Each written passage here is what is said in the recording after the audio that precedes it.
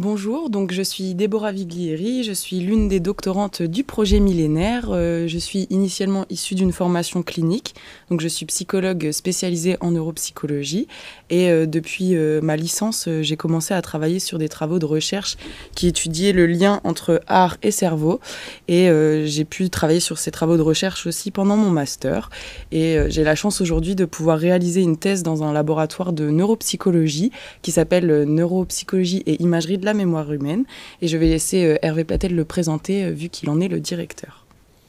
Merci Déborah, bonjour à tous. Donc je suis Hervé Platel, je suis psychologue spécialisé en neuropsychologie et directeur donc, de cette unité de recherche neuropsychologie et imagerie de la mémoire humaine qui est une unité de l'INSERM et rattachée à l'université de Caen. Alors cette unité de recherche, elle est spécialisée dans l'étude de la mémoire normale et pathologique. Elle existe depuis longtemps puisqu'elle a été créée en 2002. Et dès sa création, en fait, on a réalisé des travaux sur l'intérêt des supports artistiques et en particulier de la musique dans la prise en charge des maladies de la mémoire et pour mieux comprendre de manière assez fondamentale comment fonctionne la mémoire et les liens entre mémoire et cerveau grâce à des techniques de neuroimagerie. Alors l'art et les supports artistiques pour venir en aide aux patients qui ont des maladies de la mémoire, eh bien ça nous a conduit il y a quelques années à proposer une étude à des patients atteints de la maladie d'Alzheimer et on les a fait venir à plusieurs reprises pour une visite du musée des Beaux-Arts de Caen. On pourrait appeler ça une visite un peu expérimentale où on leur a proposé de regarder des tableaux avec des commentaires d'une guide et à la suite de ces visites, ces patients, malgré leurs troubles de mémoire, eh bien, se souvenaient pas d'avoir été au musée des Beaux-Arts, mais par contre avaient un souvenir des tableaux. Et ce qui est intéressant, c'est que ils avaient un souvenir, on va dire, implicite des tableaux dans le sens où, inconsciemment, eh bien, cette expérience, cette visite du musée, s'était inscrit dans leur cerveau alors même qu'ils n'étaient pas conscients de ce souvenir, d'avoir vécu, en fin de compte, cette visite. Alors, le projet millénaire, ce qui est intéressant, c'est qu'on va pouvoir reprendre ce travail,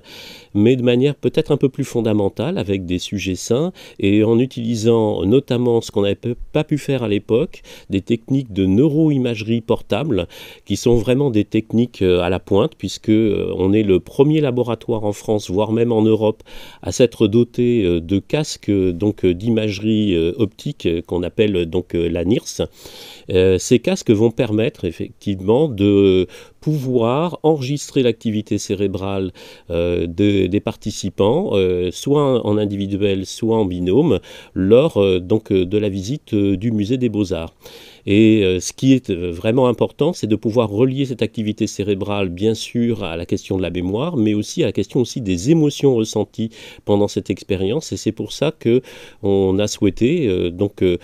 co-encadrer ce travail, moi avec Déborah, mais aussi avec un spécialiste des liens entre émotion et cognition, donc Éric Buy. Je remercie d'être co-encadrant de cette thèse. Bonjour, donc je suis Éric Buy, je suis professeur de psychiatrie et je suis spécialisé dans les troubles liés au stress, tels le trouble de stress post-traumatique et le trouble de deuil prolongé, et notamment au niveau de leurs approches thérapeutiques non médicamenteuses. Après 10 ans aux États-Unis comme enseignant-chercheur dans une université à Boston, j'ai décidé de rejoindre l'université de Caen-Normandie et notamment le laboratoire FIND qui est spécialisé sur la physiologie des troubles neurologiques et psychiatriques pour pouvoir continuer mes recherches sur le stress et les étendre aux facteurs de résilience au stress, donc comme l'art et comme son rôle de potentialisateur des interactions sociales. Alors, les effets de l'exposition à l'art pictural sur les émotions sont assez bien documentés et donc l'extrême de cela est le syndrome de Stendhal dans lequel les personnes sont prises d'une extrêmement forte émotion à la vue d'un ou de plusieurs tableaux. Donc dans ce projet millénaire, j'ai donc proposé à Hervé et à Déborah de pouvoir utiliser des bracelets de mesure physiologiques, c'est-à-dire des mesures de la fréquence cardiaque et de la conductance cutanée, la sudation, pendant que les participants regardaient les œuvres, les tableaux, et cela afin de pouvoir mesurer cette réponse émotionnelle à la vision du tableau.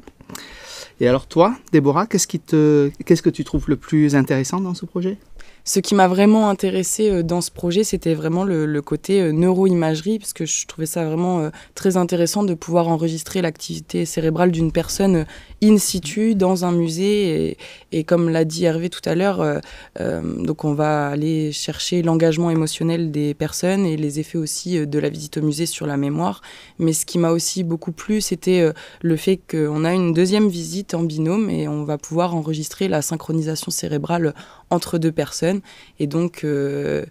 voir s'ils sont sur la même longueur d'onde. Et je trouvais ça vraiment très intéressant de pouvoir l'enregistrer dans une situation réelle, naturelle et non pas de laboratoire. Donc la NIRS nous permet ça, hein, c'est pas possible avec d'autres techniques d'imagerie, donc cette technique est vraiment novatrice et c'est ce qui m'a intéressée premièrement. Mais il y a aussi le côté de l'implication clinique de ce projet, donc on est dans une population adulte en bonne santé, mais on a aussi des applications cliniques qu'on pourra faire par la suite parce que il y a les techniques thérapeutiques non médicamenteuses qui se développent beaucoup pour prendre en soin le stress, l'anxiété, etc., la dépression. Et je trouvais ça très très intéressant de pouvoir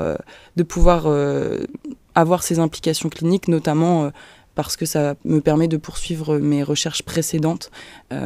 concernant les effets de l'art sur le cerveau et donc de compléter tout ça avec des techniques qui peuvent nous permettre d'objectiver